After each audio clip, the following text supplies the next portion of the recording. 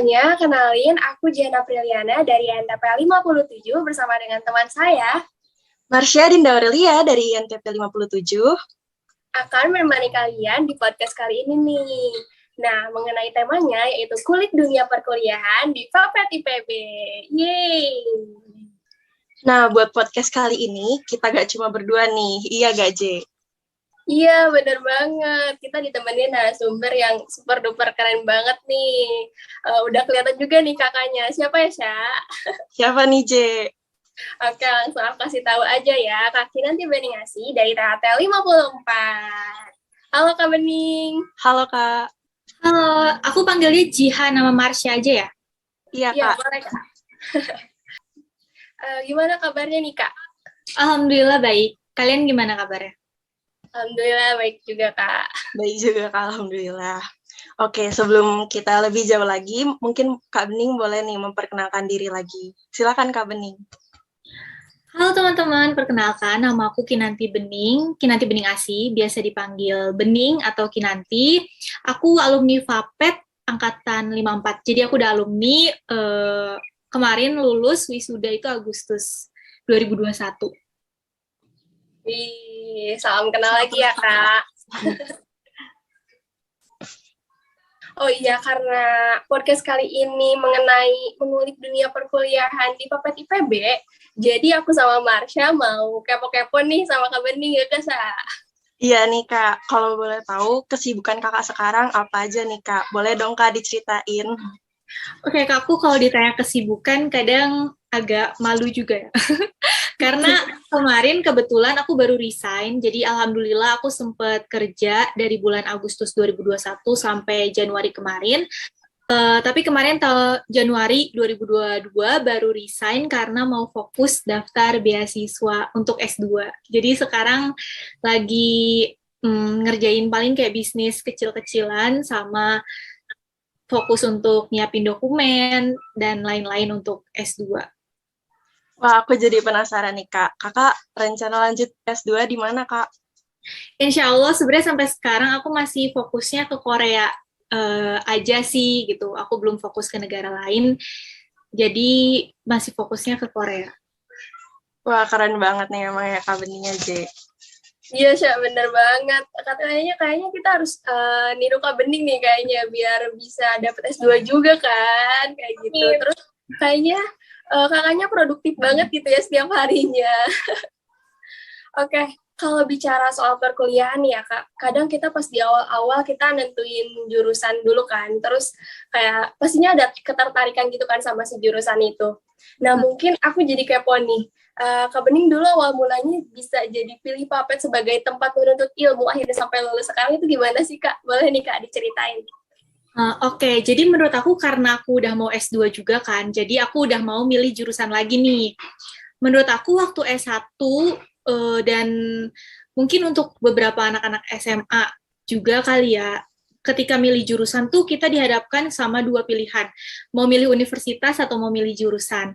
Nah, waktu SMA itu aku memang milihnya universitas, jadi aku udah cinta mati sama IPB, dan karena aku tahu sebagus apa IPB gitu kan, dan apa yang bisa mereka tawarin, karena aku emang tinggalnya di Bogor, jadi aku tahu kegiatan IPB itu apa aja gitu. Nah, memang saat itu aku waktu itu memang Fapet itu bukan pilihan pertama, karena ya semuanya juga mungkin udah tahu. Tapi aku tuh nyari pilihan yang memang aku suka dan aku bisa di IPB kayak gitu dulu. Aku tuh suka kimia dan juga bisnis. Nah, memang pilihan pertama aku waktu itu sekolah bisnis, tapi nggak dapet. Akhirnya aku keterimanya di Fapet. Kenapa aku pilih Fapet itu karena menurut aku bidang peternakan tuh menarik karena aku suka pangan, suka kimia dan lain-lain kan. Dan di peternakan tuh bisnisnya juga bagus gitu karena memang Fakultas Peternakan IPB itu terkenal banget sama kewirausahaannya. Makanya aku pilih Fapet juga sebagai waktu itu memang pilihan kedua, tapi aku malah sangat bersyukur keterima di sana kayak gitu. Wih, keren banget ya Kak Bening tuh. Tapi kayaknya emang kalau misalnya walaupun pilihan kedua, tapi kalau di jalan secara tulus dan ikhlas bisa lancar ya Kak. Betul, benar-benar. Iya, keren banget nih Sya. Bener banget nih, J. Nah, ngomong-ngomong, kalau boleh tahu nih, Kak, keseharian dulu kakak saat menjadi mahasiswa di Fakultas Peternakan IPB itu bagaimana sih kak? Boleh nih kak diceritain? Mungkin karena aku waktu itu offline ya, jadi aku cuman online tuh 1 tahun terakhir dan banyaknya offline. Itu kalau tingkat 1 ya udah cuman kelas doang karena kita PPKU kan dan ada praktikum itu juga cuman 2 kali seminggu. Nah tapi kalau udah di Fapet itu seru banget. Seru, maksudnya seru di sini nggak yang, maksudnya nggak senang-senangnya doang ya, tapi kayak ada juga cerita-cerita sedihnya, tapi karena udah dilalui jadinya kesannya seru gitu. Biasanya di Fapet itu semua kelas jam 7 kan. Jadi ya udah aku berangkat dari kosan itu jam setengah 7 terus masuk kelas, kita masuk kelas. Terus untuk karena aku THT, jadi waktu tingkat semester 3 sampai semester 4 tuh banyak ke kandang praktekan. Praktikumnya di kandang. Ya udah jadi abis istirahat tuh biasanya kita ganti baju jadi wear pack, pakai boots, terus kita praktikum ke kandang sampai abis itu selesai. Nah, lucunya waktu itu tuh kita kan pulang dari kandang ke kosan ke depan IPB naik bus dong.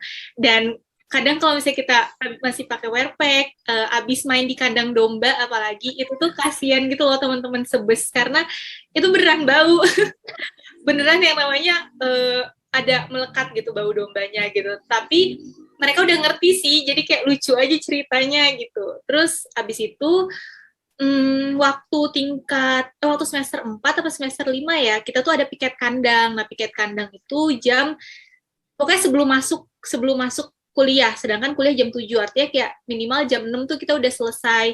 Itu kita piket kandang. Jadi biasanya jam 5 tuh dari kosan kita tebeng-tebengan sih, pasti ada cowok gitu kan, kita bareng ke kandang untuk piket kandang kayak gitu. Terus habis itu ya udah kuliah kayak biasa, praktikum kayak biasa lagi. Tapi kalau misalnya tingkat semester akhir-akhir karena aku THT, jadi banyaknya tuh di lab. Nah, itu lebih ringan sih. Jadi kita udah nggak bawa baju lapang lagi, terus kita udah nggak bawa boots, dan kita bawanya jas lab, dan kita masak-masak. Seru banget sih. Biasanya masak, kita praktikum masak-masak, terus nanti kalau udah selesai kita bakal nyicipin masakan teman-teman. Terus nanti kayak kita ngasih nilai gitu loh, mana yang lebih bagus, mana yang lebih enak, mana yang lebih nggak enak kayak gitu. Jadi praktikumnya juga seru. Walaupun katanya Fapet sibuk kan dari jam 7 sampai jam 5 sore, tapi tuh ya kalau misalnya praktikumnya seru kayak gitu tuh kayak nggak kerasa, jujur nggak kerasa sibuk gitu. Nggak kerasa lama lah kayak gitu. Wih, keren banget ya, Kak Bening. Kalau misalnya itu yang masak-masak, Kak, itu emang pas di tingkat akhir aja, Kak? Kalau THT dari awal juga ada, tapi nggak sesering waktu tingkat akhir. Kalau nggak tingkat akhir sih, kayak semester 5 ke atas itu bakal sering banget. Tapi kalau awal-awal paling cuma mengenal, belum bener-bener masak-masak gitu. Karena masih diimbangin sama yang ke kandang kan gitu. Seru ya, Sya? Iya, Ji, seru banget ya pasti ya. Nah, aku mau jadi penasaran nih, Kak. Dulu kakak ikut organisasi dan kepanitiaan, itu boleh Kak diceritain?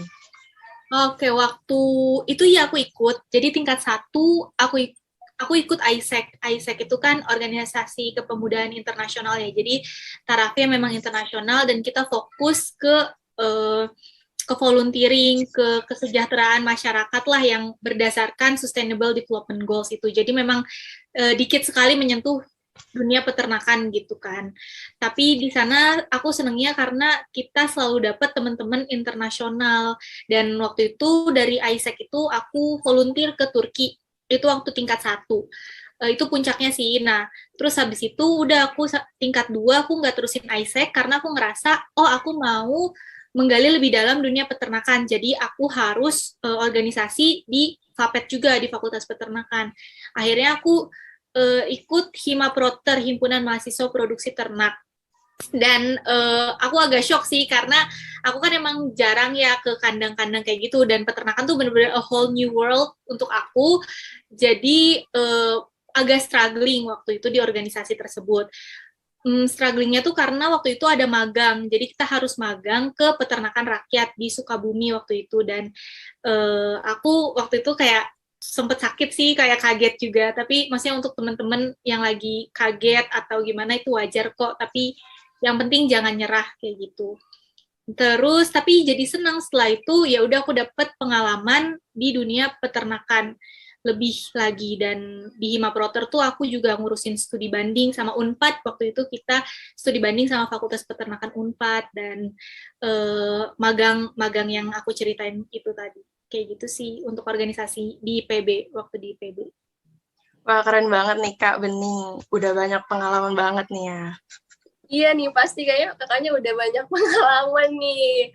Tapi kadang ya Kak, kalau misalnya kita ada kuliah, terus ada juga organisasi, kita tuh agak sulit gitu ya kalau misalnya buat ngebagi waktu. Aku juga termasuk orang kayak gitu. Kamu juga ya kan, Sya? Iya, bener banget nih, Je. Mungkin boleh nih Kak Bening kasih tips buat kita semua, bagaimana sih cara Kakak dalam membagi waktu antara perkuliahan dengan kegiatan lainnya nih? Jadi kalau aku membagi waktunya, itu pertama, aku tuh setahun, tiap tahun cuman ambil satu kesibukan. Jadi tahun pertama aku ISEC, tahun kedua aku Himaproter, tahun ketiga aku Mapres, tahun keempat aku Duta IPB, sekaligus exchange. Oke, mungkin tahun keempat ada 2, tapi aku ngerasa ya udah waktu itu juga online, jadi aku bisa ngelakuin 2 hal sekaligus.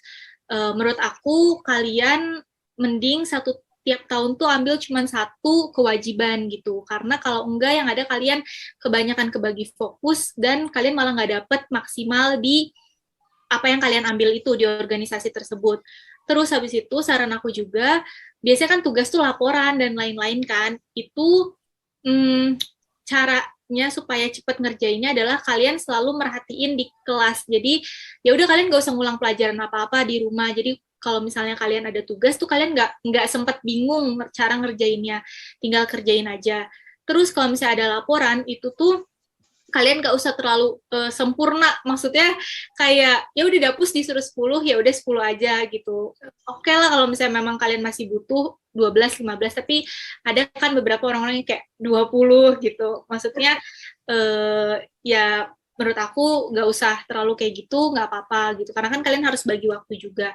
Terus soal laporan kayak gitu, menurut aku kayak tabrak aja gitu, nggak usah bingung dulu kayak tabrak tulis apa aja. Toh itu juga cuman laporan gitu, itu cuman latihan kalian nanti untuk nulis karya ilmiah yang sesungguhnya kan, tapi nggak usah terlalu kayak terpaku sampai ngerjainnya tuh 1 minggu full. Menurut aku laporan tuh kayak 2 hari tuh cukup selesai, pulang kuliah langsung kalian kerjain kayak gitu. Dan malah semakin cepat tuh semakin kalian masih ingat apa yang kata aspraknya. Kalau semakin ditunda-tunda tuh semakin lupa apa kata aspraknya kayak gitu sih. Jadi lebih cepat ngerjainnya nanti.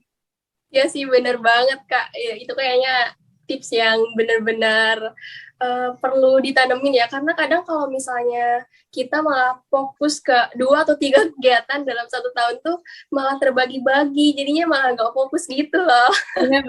Bener, setuju.